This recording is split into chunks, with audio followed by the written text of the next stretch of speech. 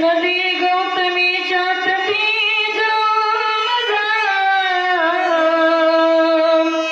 आदि ब्रह्म वेदांत तपे पूर्ण केला दिली भेट दिव्याला पंढरीला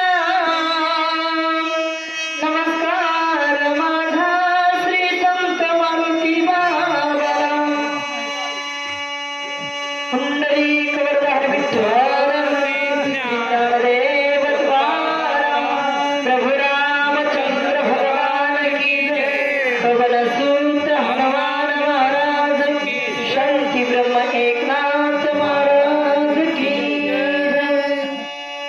श्री गणेशाय नमः श्री रामचंद्राय नमः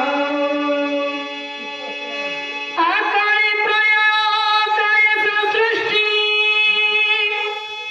प्रया रुद्रादिमती दृष्टी इंद्रादिक पडले संकटी प्राणकंठी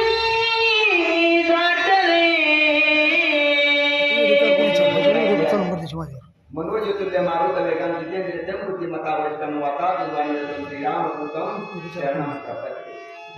खरोखर आज मी माझं भाग्य समजतो, कारण ज्याला एक क्षणाचा शिथिल वेळ आखली नाही, परंतु ज्या दिवशी मी पहिला फोन केला ताईना त्या दिवशी आमची पाटोद्यामध्ये सेवा झाली होती ताईसोबत, आणि माझ्या मनातून खरी इच्छा होती की श्री संत मारुती महाराजांच्या पदस्पर्शाने पावन झालेले कानिगाव नगरी आहे, आणि अशा नगरीमध्ये संतच्या विरोध लागताची सहज वासनेचे बीज तळून जाईल. मग राम नाम उपजावले सुख घडोघडी वाढू लागले. मायबापांनो, खरं सुख जर मिळवायचं असेल तर अशा संतांच्या संगतीमध्ये आपल्याला यावं लागतं. पारमार्थिक जीवनामध्ये जीवन जगावं लागतं. खऱ्या अर्थानं लक्ष कवळ्यांशी फेरा मिळून मानव जन्म मिळाला त्याचं सार्थक होत असतं. आणि म्हणून करता मी ज्या ज्या मान्यवरांना या ठिकाणी नामांकित वाचक प्रवचक म्हणून विचार मांडलो, असे आमच्या आदरणीय गवते महाराज असतील, चंबे महाराज असतील, गावकरे महाराज असतील, बापू महाराज राजगुरू असतील, मंथनताई असतील, या सर्वांना मी आग्रहाची विनंती केली. आणि या सर्वांनी खरोखर आम्ही सुद्धा भाग्यवान असल्याने सांगितलं, कारण महाराजाचं दर्शन त्यांना कधी भेटलं नव्हतं, परंतु आज लक्ष्मण शक्तीची मुक्तीच्या योगानं आज त्यांना महाराजांच्या समाधीचा लाभ भेटला. तर त्यांचं सुद्धा भाग्य आहे.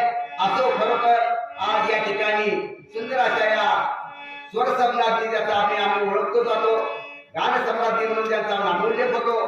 आमच्या मंथनताईला माझा साष्टांग नमस्कार. आणि ताईसाठी एकदा जोरदार सर्वांनी टाळ्या वाजवा.